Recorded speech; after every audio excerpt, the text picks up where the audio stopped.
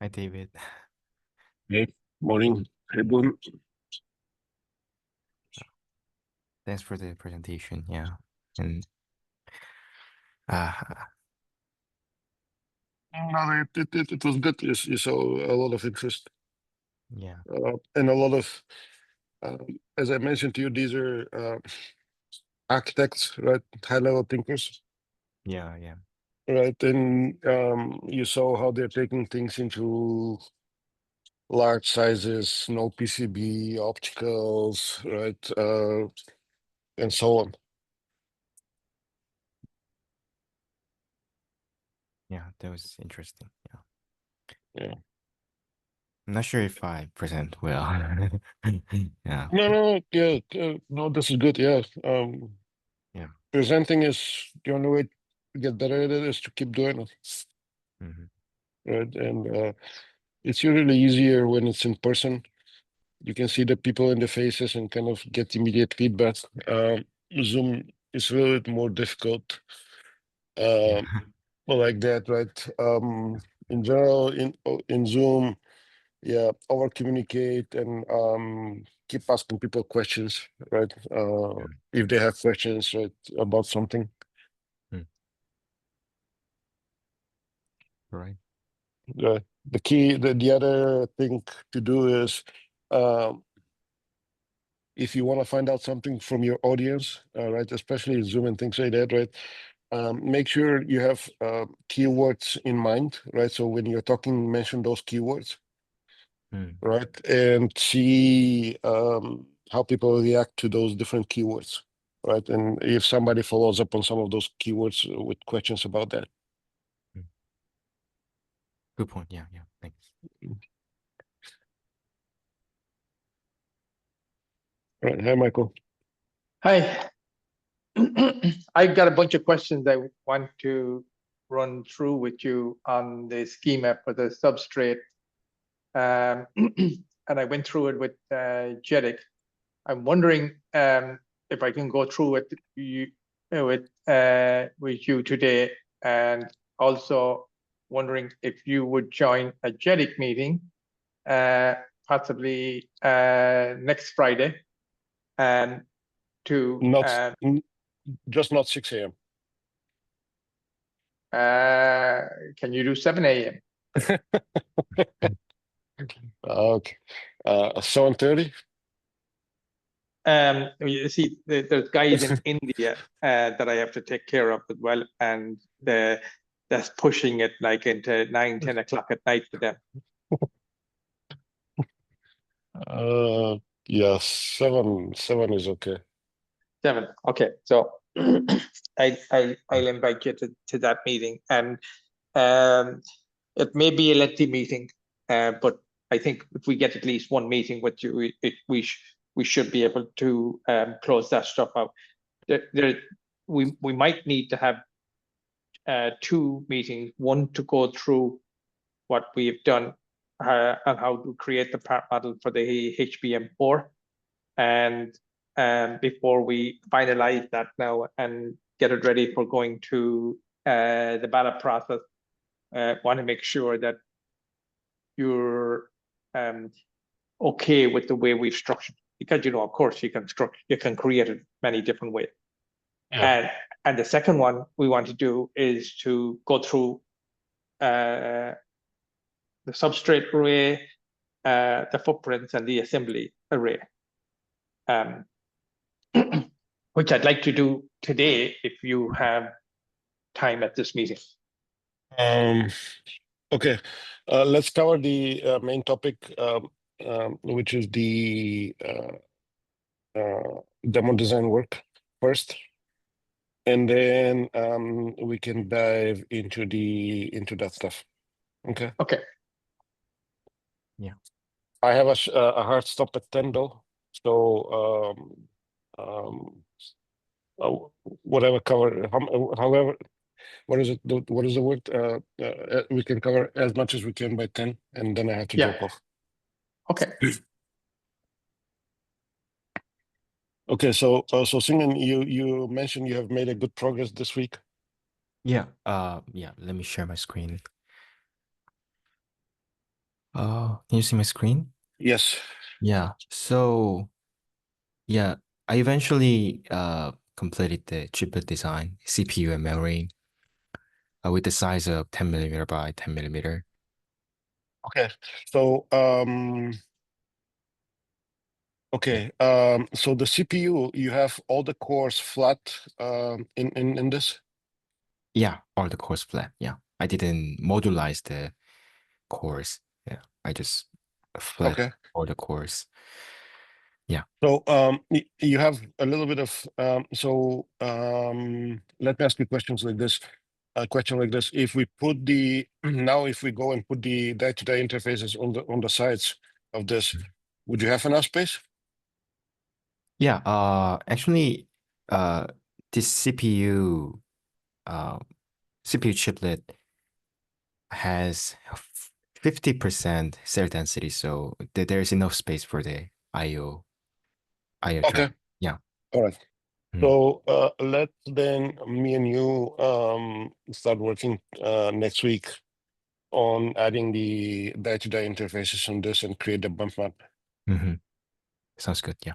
Uh, for these CPU chiplets, it's only the in terms of input-output pins, it's only those signals that go to the memory chiplet, right? Is there any actually? Are there any signals that need to go out on the substrate? I guess there should be some, right? Yeah, there is some external IOs that goes out through the packaging, but I think for now we can just ignore those signals. Yeah, Yeah. Yeah. because Okay. yeah. Mm. Do you know how many? Is it a few? Just a few? Like Um, handful per CPU core, or is it handful total, or would it be 100? Just a rough guess is what mm, I'm looking for. maybe few hundreds. Yeah, I guess. Yeah, there's Okay. yeah, I think that Okay. there was you know data bus that goes out through the packaging or uh, out through the external IO. So yeah, let me double check and Okay. yeah, I'll Yeah. give you some exact numbers. Yeah. Okay. We'll create the bumps for that. No problem. Mm. And then the memory chiplet is on that side. Okay. Okay. Mm. Yeah. Let's next week. Yeah. Okay. Let me find time next week, and I'll set up a meeting, and we'll start working on this. You're 3 hours ahead, right? Is Yeah. I'm on the Eastern time zone. Yeah. yeah. What is the latest in the day that you can do a meeting? Oh, maybe up to 9 or 10 p.m. Oh, okay, okay, Yeah, okay, okay. Yeah, I'm okay. okay with So that. Yeah. I'll probably set up something for 3-4 p.m. Pacific, which is going to be 6-7 p.m. Eastern. Hmm. Yeah, that sounds good. Yeah. Uh, okay, yeah, because my mornings are full and I usually free up after the in the afternoon. Mm. Okay, all right. I'll set up time and we can work on this and get it going. Okay, perfect. Thanks. Yeah.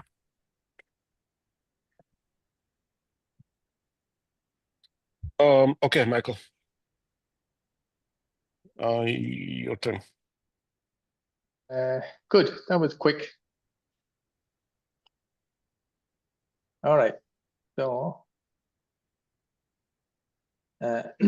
share my screen.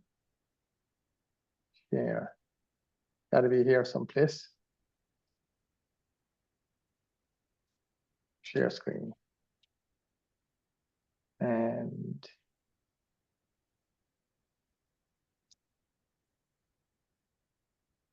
all right, you should see a schema.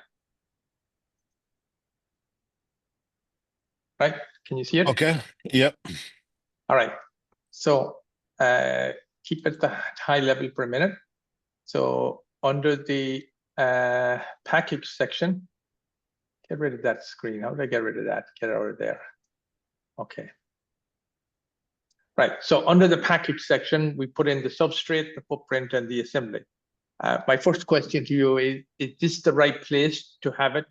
I think yes, under the package, but if we were to put multiple packages onto a printed circuit board, should we put it under a product section? So that's my first question.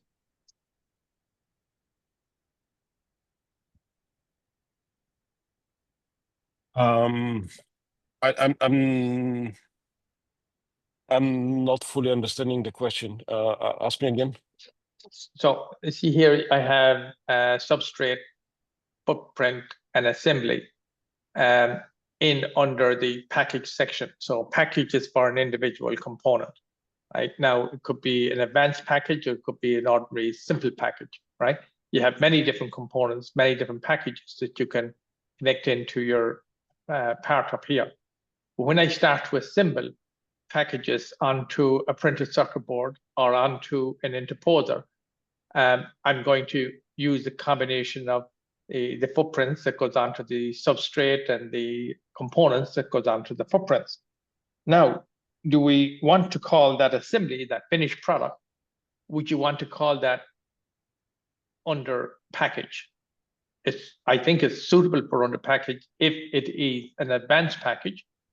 But what happens, the exact same structure is going to be suitable for a printed circuit board assembly. So would you, because in the printed circuit board assembly, you just have one stack level, right? Which is the components on the board. In that scenario, you're now no longer talking about one component. You're talking about a product, which is the design of multiple components. Therefore, is it applicable to have it under the package section, or should I create a new section called a product?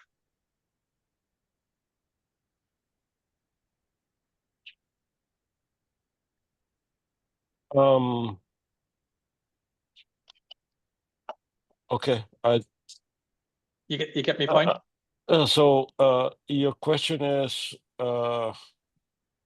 should a substrate be a product or should it be a package? Should the combination of substrate, footprint array, and assembly, which makes up a product, go in under a product section?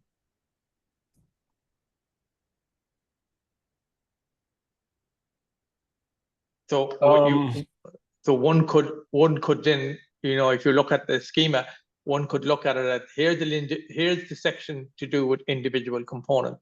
Here's the section to do with designing the components and creating the footprint.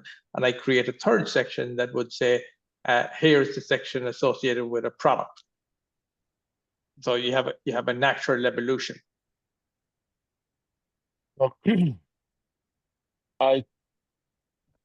I think I understand your question.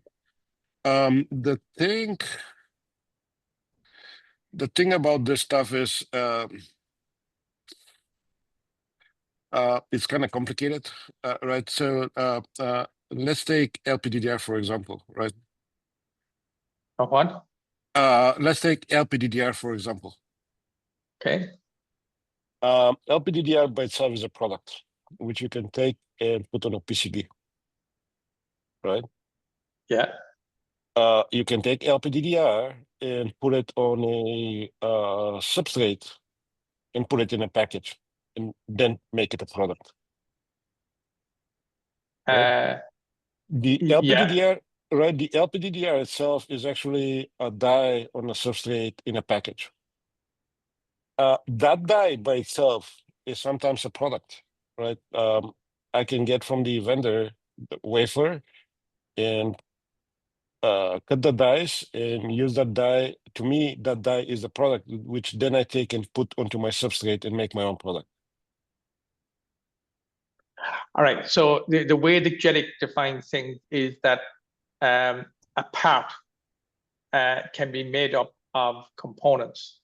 It doesn't make a difference where what the level the part is at. Like part could be a server, and the components could be all the components that goes into the server, which would be a printed circuit board assembly and a power supply. Now, when you talk about the printed circuit board, that itself is a part, and all the components that goes onto that makes part of that. Okay. So here is another thought. The way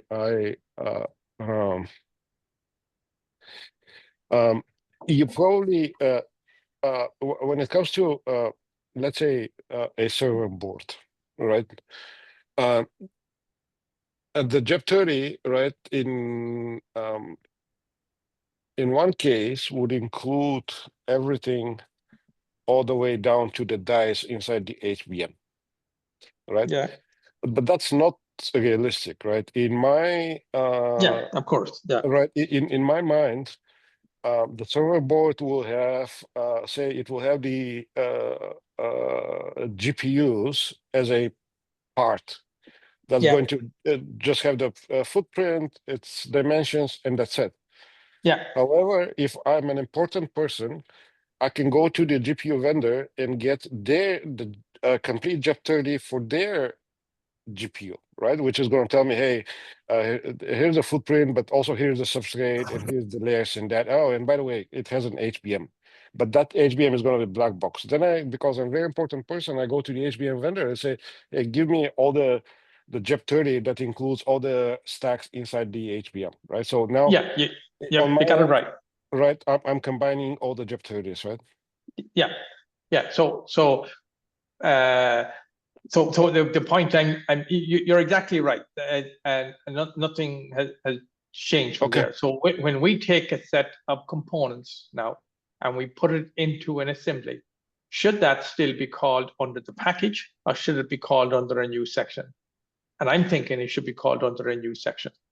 And whatever we call that section, I don't know, maybe part assembly or assembly, maybe just call it assembly section.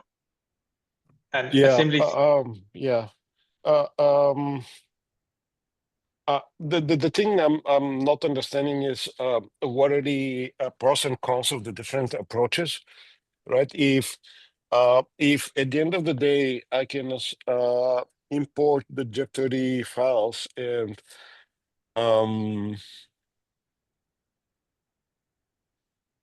I mean, does it really matter if we zig or zag, right? If No, it doesn't. It's just this makes no difference at all because this is only just at its infancy stage. So I don't want to get hung up on it. It's just it's just a preference. Which do you think? So and it's really not that important. I don't want to spend too much time on it. I've got more important items to discuss. So think about it. It's as easy as that's what you saw me do to move it before I start to document it. So my preference would be choose the path that puts least restrictions on the downstream flows, right? Well, I think that would be here then. Okay. All right. Okay. So let's go into it. So for the substrate, I just wanted to touch base with you. A substrate we said we agreed to would not contain any true hole vias, any stack up information. It would just contain the patterns onto which other components would get attached.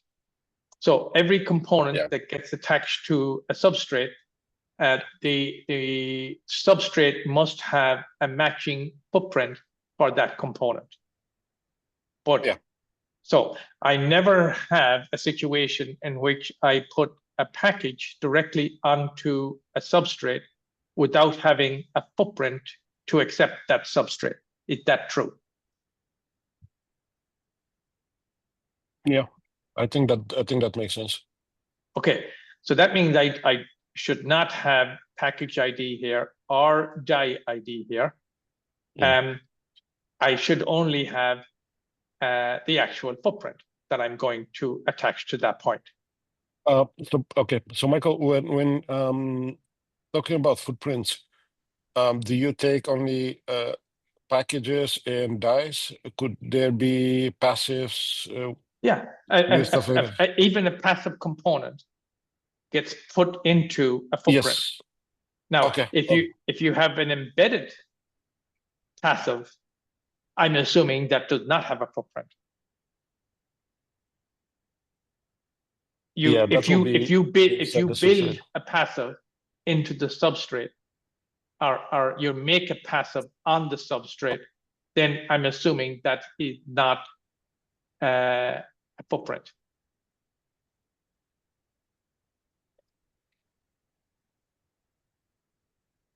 Okay. So what is the intended use for this information? The only intended use for this piece is to enable that onto the substrate, I'm going to put my stack of components. Mm-hmm. Right? Okay. Yeah. So I cannot, because remember you said in a stack, I could have smaller stacks, but in order to go from one level to the next level, the pattern on the lower level, upper side of the lower level must match the pattern on the lower side of the upper level. Yeah. If it does not, I have to introduce an interposer to do the rerouting. Yes. Then on the bottom half of that interposer has to match the pattern has to match the upper pattern of the component of the stack below it, and that's right. and vice versa. So the purpose of this substrate is simply to record those patterns. Where are those patterns located? And every pattern, since it's going to have a component stuck to it, is basically a footprint. Yeah. Okay. All right. So this means I put that here, and I take that to this point, and I get rid of the footprint array ID, so I don't have that. And I'm never going to have a situation in which a package without a footprint goes onto a substrate, so that doesn't exist.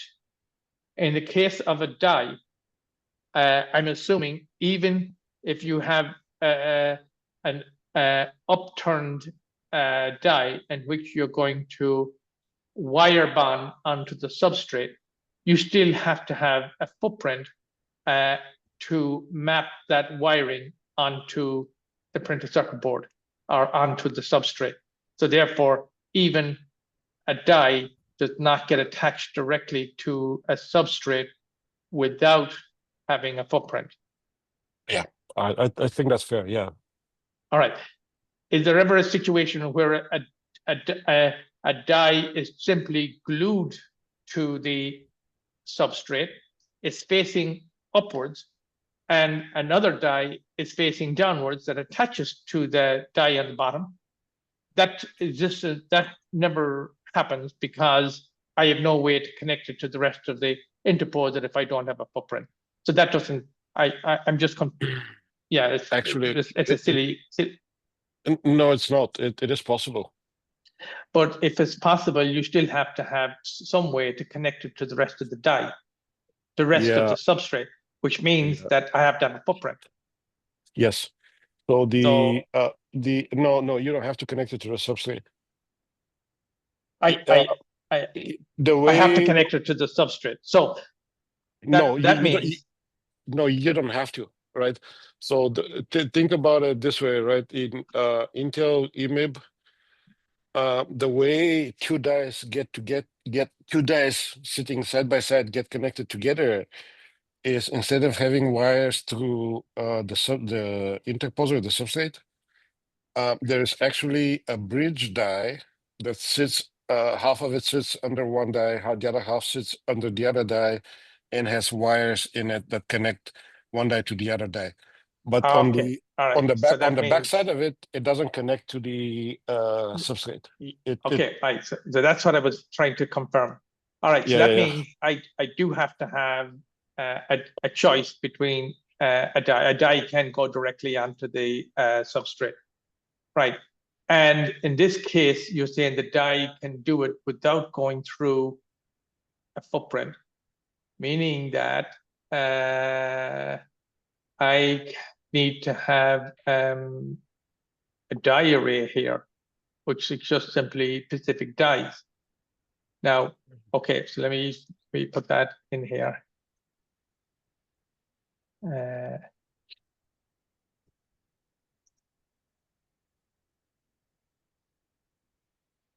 All right, so get that one ID. Die dash array.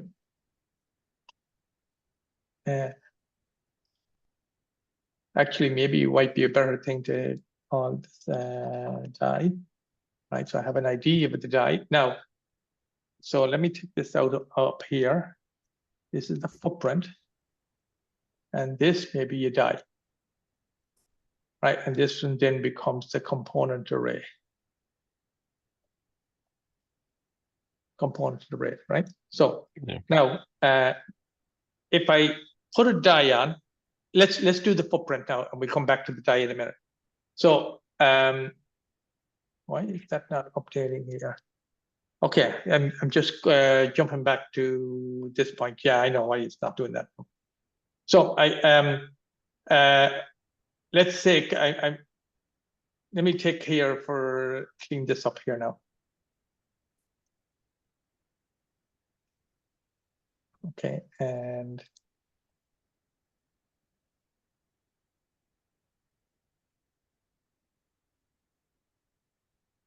okay, now I can position the footprint with respect to the substrate, right, on the top side or bottom side.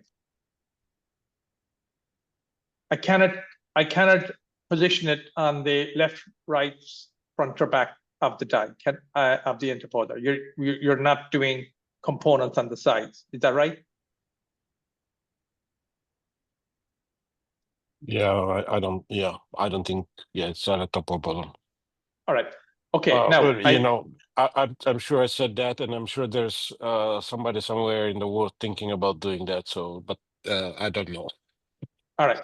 So I've copied from the parent structure these three items here in red.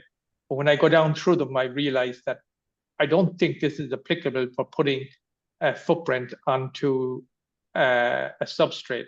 I think it's going to be less complicated. So if I look at the mirror side, I think when I move the part from the top side to the bottom side, I will mirror that part either in the horizontal axis or the vertical axis. There's no need for me to mirror it across a particular selection center or an origin center or a specific coordinate.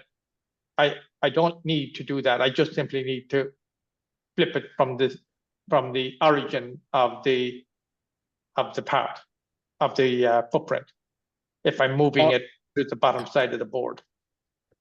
Typically, Michael, when it comes to mirroring, it's typically yes or no, right? It's just it's like a Boolean then. Yeah, exactly, because basically, if you mirror horizontal, vertical, and rotate, you will find out that there's values that will overlap, right? For example, mirror horizontal and rotate, what is it, 180 will give you just mirror vertical, and that gets very, very confusing. So typically, right, just that the user comes and says, hey, you know what, I want to mirror it because I'm putting it on the bottom side and I'm going to rotate it a little bit so it fits that way. Right. But so I put a mirror in it for Boolean then. Yeah. And if it's set to actually, if I put it in as an empty type. You know, actually, yeah, I take that back. It's mirror true or false, but you definitely have to say which way you're mirroring. whether it's actually, I guess you had it correctly. Yeah, let me backtrack a little bit. Typically, when mirroring is defined as true or false, there is a predefined direction, right? The user says, "Yeah, I'm mirroring it, but it's mirror horizontal only," right? Right. So it's not any random mirror, right? Any random mirror is not going to work. So you either Correct. have to Okay. predefine. It's for example, say instead of the field being mirror, you can say mirror horizontal true false. Well, Or you have to mirror horizontal, that's the option here. If I have a mirror, if I don't have a mirror, then it would be optional. Now, when in our die array section, when we're mirroring patterns, we mirror it according to this structure. So this structure is a little bit more complicated because you might want to mirror around Pacific origin. You might want to mirror based on a selection center. You might want to mirror it horizontally or vertically, or you might want to mirror it based on a set of coordinates, so that it can jump to another area. So do you want that same complexity for mirroring the components with respect to the substrate? I think not. I think not. So this one should be good enough. Yeah. All right. Okay, that's that one done. All right. Next one then is this is in the silicon world. It's very simple, right? It's one origin, you mirror across that origin, and then you translate. If you want something else, you write it's very, very simple and it's very effective. It makes it easy to navigate multiple levels of hierarchies where things are getting mirrored and rotated and all that. All right. Okay. So next one then is rotation. So in the existing die, you can rotate around a selection center, a specific coordinate, the origin of the device, and you can rotate at a specific angle. But since this is a standalone footprint, I think you just simply rotate it, and then we can. You rotate it around the origin. Whatever that component's origin is, it's usually rotated around or flipped around that, right? Yeah, it's rotated on that origin. You never do it on anything else. So all I have to do is just specify the angle of rotation. That's right. Okay. All right. Next one then is duplicate. So in the old structure, when I duplicate, I have this complexity here because as I duplicate patterns, and those patterns have terminal numbering already in them, when I move from one pattern to another pattern, I need to put a prefix or a suffix onto that terminal numbering in order to recognize that second pattern. But in the case of a footprint, I don't need to do that because at this point, I have not yet assigned reference designators to the locations of these components on the substrate. That means here, all I need out of this is how many times do I duplicate it in the X direction? How many times do I duplicate it in the Y direction? What is the distance between the center of it in the X direction? What is the center in the Y direction? So I just need 4 simple items on this. Okay. If you have this, what is the order of operations between flipping, rotating, and duplication? Well, if you're flipping, you're going to put it onto the bottom side of the board, right? Versus the top side of the board. I mean, do you flip first, rotate, and then duplicate, or do you you have 4 operations? Flip. Yeah. So flip is first, rotate angle is second, offset is third, duplicated is 4. If you do it in that sequence, if you want to do it in, okay. Are you sure about that order? I would have thought that duplicate at least should come before offset. And by offset, do you mean you probably mean translate, right? Well, maybe translate. So let's go. Let me go back and bring in something in here, because now this might become important. Let's assume that you decided to do a duplication first, right? And you have an array of footprints that's 3 by 2. Now, if I sorry, right? Let's assume you have 3 by 2 footprints, and then you say, now I need to rotate that array of 3 by 2 footprints.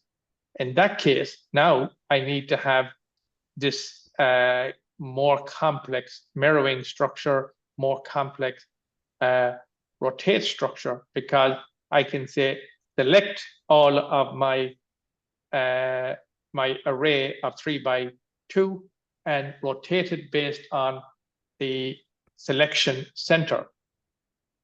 So it gives you the older structures. The original structures that we put into the die will give you an awful lot more flexibility to put in any order that you want, and it becomes a lot more explicit. Yeah, you don't have to. So there's here's you don't have to put a structure that is going to handle all orders, all possible orders of operation, right? I think what is important is that you define what the order is.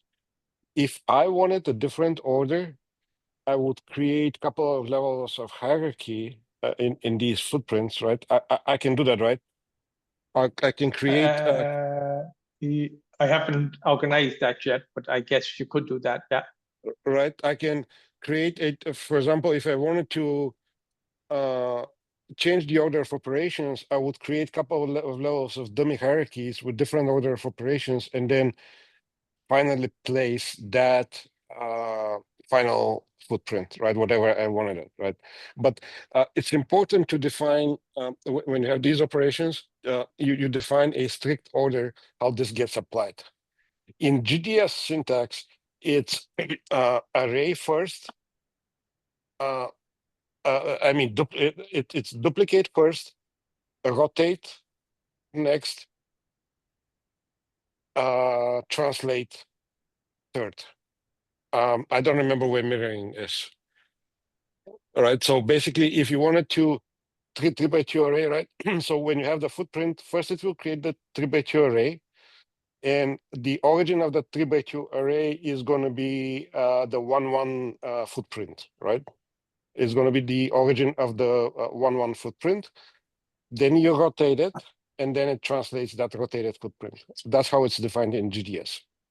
Right. So if you duplicate it, first of all, so you have one footprint duplicated now 3 times in the X and 2 times in the Y. Yes. Now, if I rotate it, am I rotating it with this in accordance to the center of that group of 6, or am I rotating it in accordance with the center of the first footprint? With the first footprint, the 1-1 footprint, that's the origin that is the so the origin of the array is going to be the origin of the 1-1 footprint.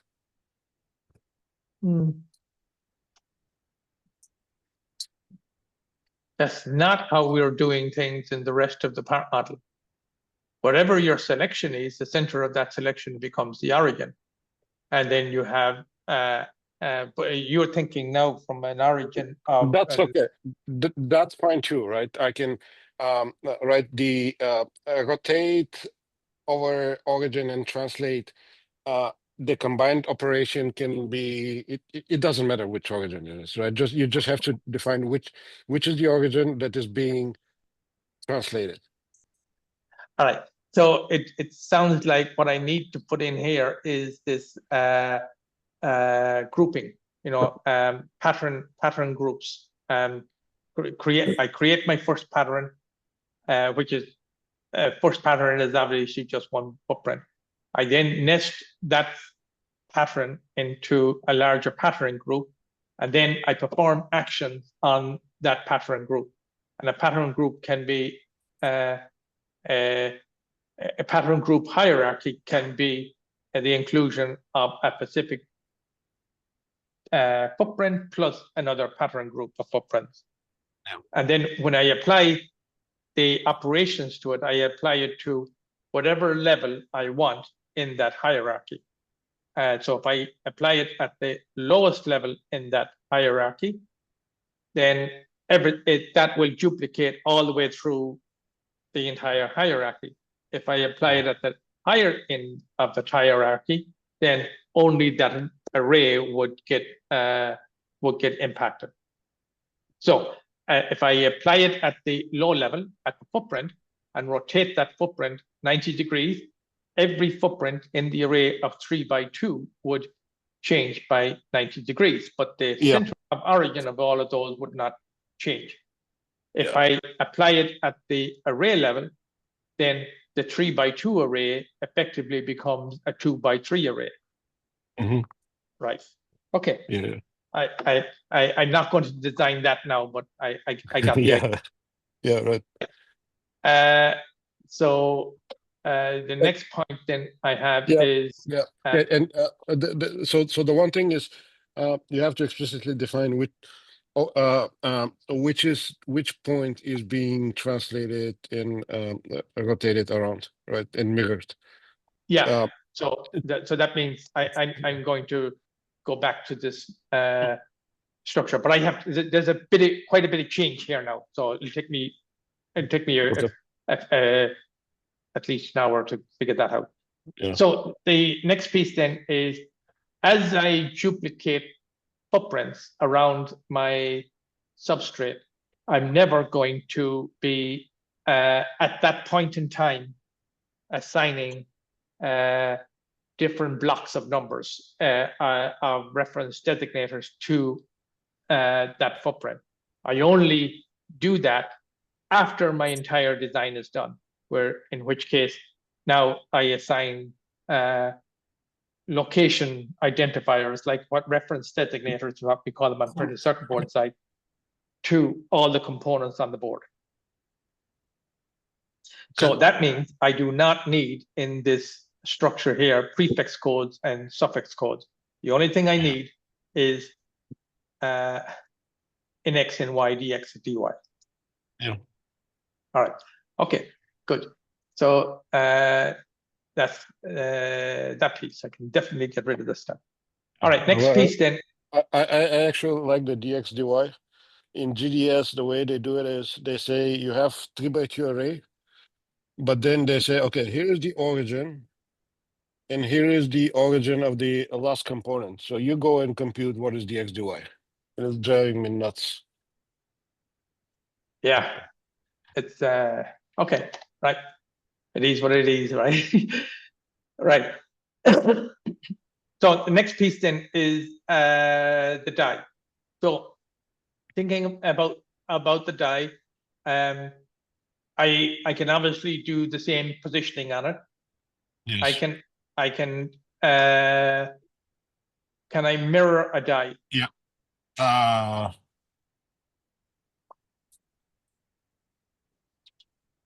I guess I cannot mirror a die. A die is a die.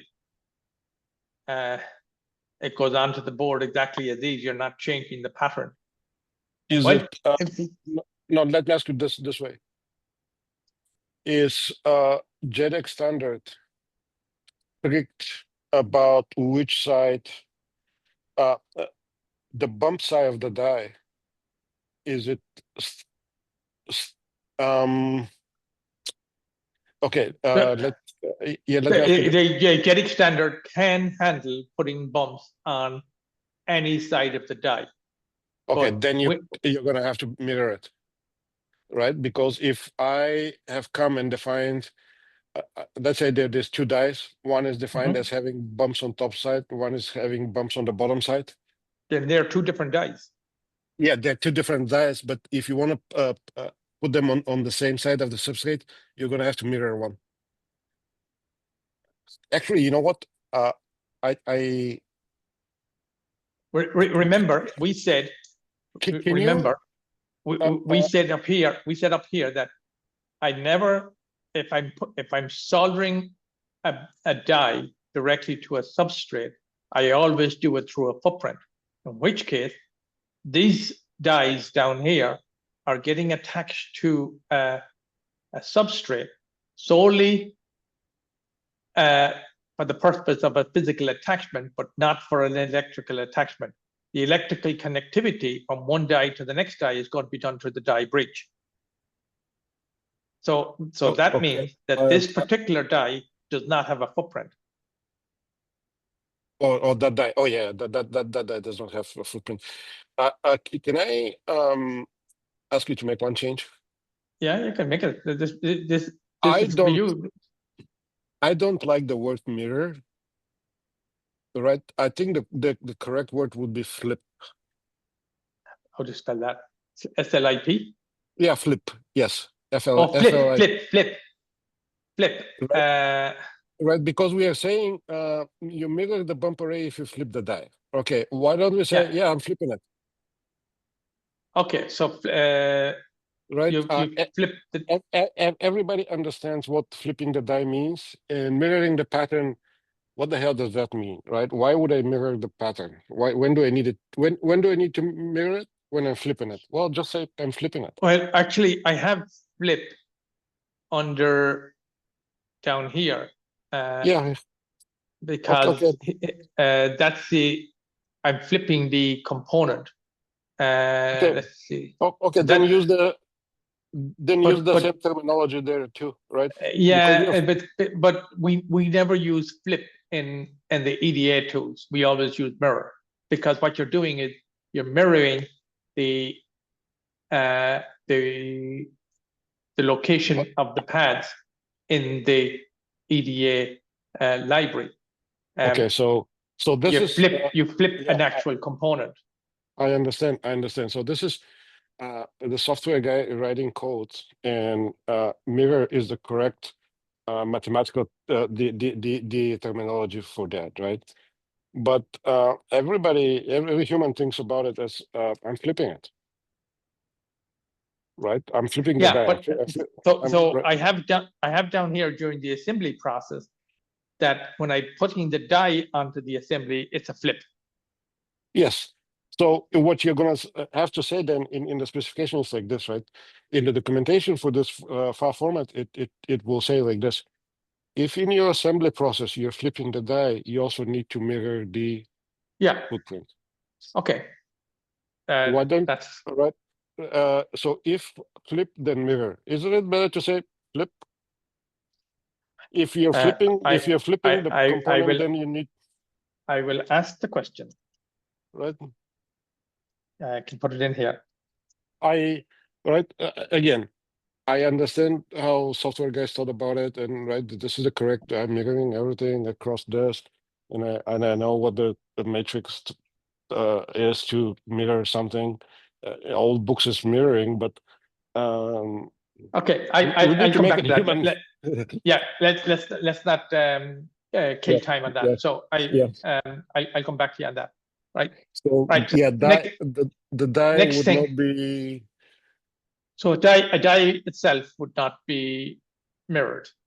Yeah. Right, because but I could flip the die to put onto a substrate, because if I have no bumps on it, if I have bumps on, let's say, the bottom side of the die, and I want to put the die on the top side of the board, but I do not want the bumps to be going onto the substrate, I flip the die to allow the bumps to connect to the die bridge.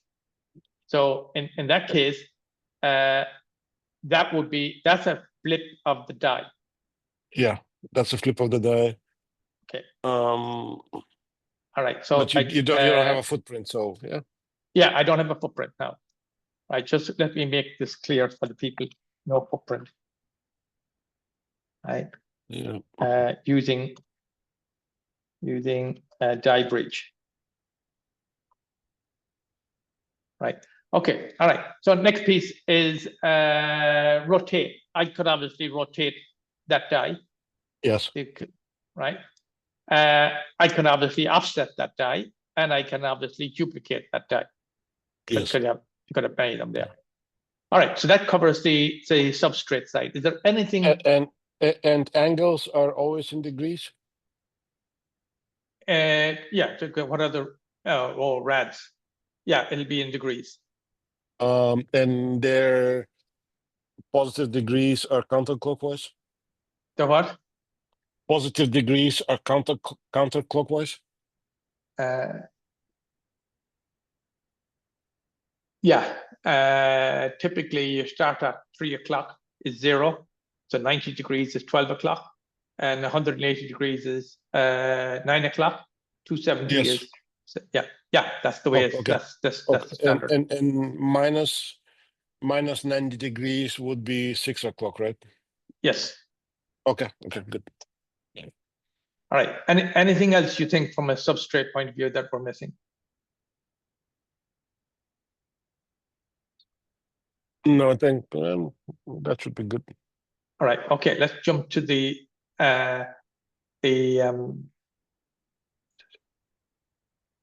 So okay, since I'm now going to include in here a footprint pattern and a footprint pattern group, I don't think I need to have this. All right. Next one then is assembly. So just stacking the structure in the assembly. Mm-hmm. My first question I have on this is I'm making a stack and we decided we want to use stack levels as opposed to Z index because the Z index might change after we go through certain processes. So I stack from a printed circuit board, an interposer. I can put discrete components onto an interposer as well as putting a die onto an interposer, right? So my stack is like that. Now, since all the you can put substrate on substrate on substrate, correct? Yes, I can put multiple substrates on top of one another. I can put any combination on top of another, but hopefully you won't end up putting a printed circuit board on top of an interposer. One question, Michael. One question. In here, there should be like when we are doing one over another, they should have a layer ID or something, right? Yeah. Okay. Everything is position is a stack level, so that will be your layer number. I can call it layer number if you want. If you don't like stack level. Yeah, whatever. There has to be a way to tell the tool. Yeah. Okay. Yeah, and I will set up once I have the structure locked down, then I'll put in. You can build rules onto the schema to prevent you from repeating stack levels in the system, right? So everything has to be unique. I can do that later on, but that'll be a while off yet. So one thing I've noticed is that we have a connection to the material kit here, and that connects to if I come out of the package, it goes down into the design kit, and under the design kit you have your material, and so this material is going to be specific to the substrate or whatever, right? So do you want to have in here any interconnecting materials and include that as part of a stack, or include that as part of a sub layer? So for example, if I go for printed circuit board, yeah, we should have like the filler material, like dielectric. like what you said, you kind of, your voice went down a bit. So I didn't hear what you said. I was saying maybe a filler material, a dielectric. So a dielectric material is typically part of the interposer or the printed circuit board. No, what Vikas means is something like, say, you don't exactly put a die on top of die exactly. You always need to have a material between them. Correct. You know, in a simple case, it may be a glue, right? You just make sure that you glue the dies together. Oh, so there what is, do you want to call that? Just call it dielectric ID, dielectric It's- material. We call it filler, yeah, or filler bump is a good, filler or something, bump filler or something like that. filler is good. I like filler. Right now, in all these, that'd be like the printed circuit board then. So filler. Yeah. Do you want details of the filler to be captured? Yes. Like, okay, Yes. what do you Actually, want? very like one of them. See, I don't know much details, but like iridium bump or something like that, that kind of material, because that is very important when you do the simulation and for like IO simulations, coupling effects, and all that. So you have to have that thing, like the material, the information on the material. All right. So what type of it should have a material. You should have a material string. And No, just reference material. Can you just reference material well, from the material design kit? Okay, let me take a look at the material. It will have a thickness and material. Okay, I got a drop off, guys. All right. If you want to continue, please do. Otherwise, we can talk again next week. Okay. All right. So, Vikas, are you able to stay on for a few minutes more? Talk to you guys later. Okay. Yeah, feel free to continue without me. Vikas, are you able to continue? Or sequence? Yes, sorry, I was on mute. Yeah. So this is the material structure at the moment. We have a material identity, which is you have all the details in the class of that type of material. So I guess the proper thing to do here would be to connect in the material ID. So if we do that, then I could put in here material ID. Yes, because it will have all the properties, including like dielectric and the strength and everything. But it can connect to MDK. That would be nice. Yeah. All right. Now, why then have a box called filler? Why not have it directly like that and take out the box, take out the filler? Just to let them know, like just to be clear that it's some material that glues kind of a thing. That's why. Okay.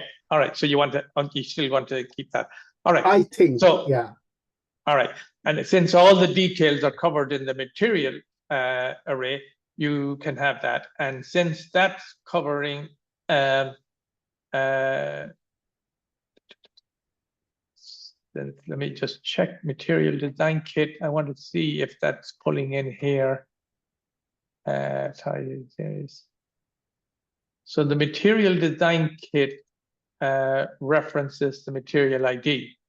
So if you want to still have so we still need to bring in the material properties. So, yes. Okay. So for each component, I want a material properties. So this is not in the right area. I want that to be here. So the material properties could be for a printed circuit board, for an interposer, for a component, for a die, or for a filler. Yes. Okay. A filler is never going to be orientated. No.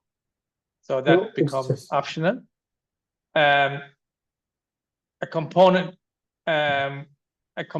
assigned assembly technology, that's I too have to go, right?